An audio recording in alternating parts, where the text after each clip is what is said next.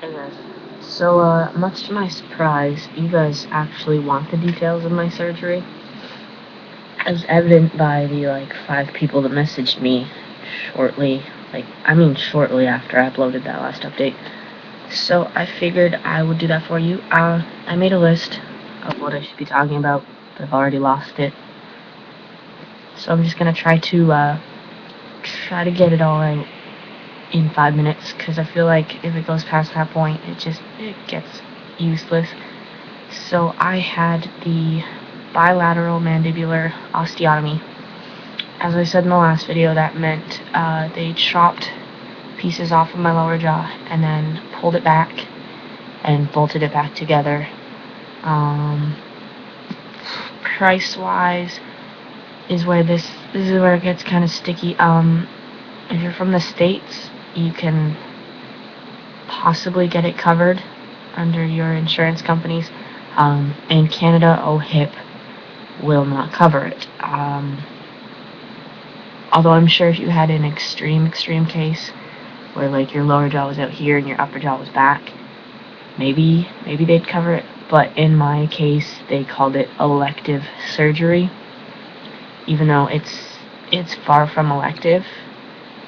If I could have gotten out of it, I would have found a way, but there wasn't. So we pay $2,000 out of pocket for the surgery itself, and then probably another additional, I think it was an additional $1,000 for the hospital stay, and around $500 for the stuff recovery-wise afterwards. I stayed one night in the hospital. I was an odd case.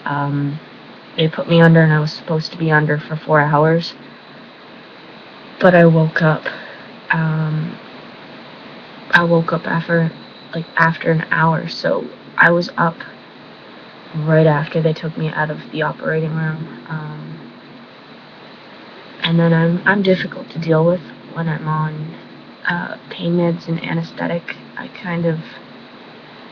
kind of hulk out, but this time I didn't. I just kind of wouldn't sit still, so they put me in my recovery room a lot sooner, and because I was up and about, I was discharged sooner,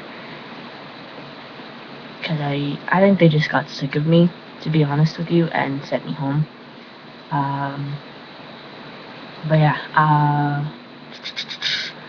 recovery-wise, I had elastics on permanently for 2 weeks, and then for a month after that, it was only at night, and then at this point, I don't have to wear elastics at all. I ran into problems within the first 2 weeks because I got oral thrush, which is not fun. It was because your mouth is shut, so you can't really brush the inside of your mouth. And since they had me on antibiotics for, I don't know, I guess just to avoid infection in my incision holes, and everybody knows that either ends up as a yeast infection for girls or oral thrush, which I ended up with. That was painful and disgusting. So my elastics came off 3 times a day to rinse my mouth. That's about it. Weight loss wise, I lost 20 pounds, but within that first week of being no elastics, I gained it back. Yeah, the moment you can eat solid food, I can guarantee you will do nothing but eat. That's all I've done since the elastics came off. Trying to think. You lose the weight because you're basically on protein shakes. I had the Ensures, which I personally I hate those. I will never be able to drink one without gagging at this point. I don't know that it's not the texture or anything. It's just that, when you're starving for solid food and all you can do is drink, you start to get irritated, and that's where it's landed. I mean, I hate those things. In terms of other things I ate, I had applesauce, milkshakes. I pushed limits. I was eating like super crushed up meat pies shortly after my elastics came off. After that first 2 weeks, yeah, I pushed it.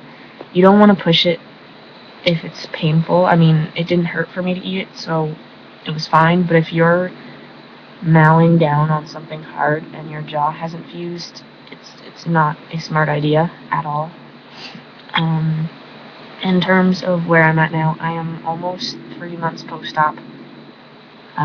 This side, as I said, 100% fused, no pain. This side is a whole other story. I tend to sleep on this side, so when I wake up, it hurts, understandably.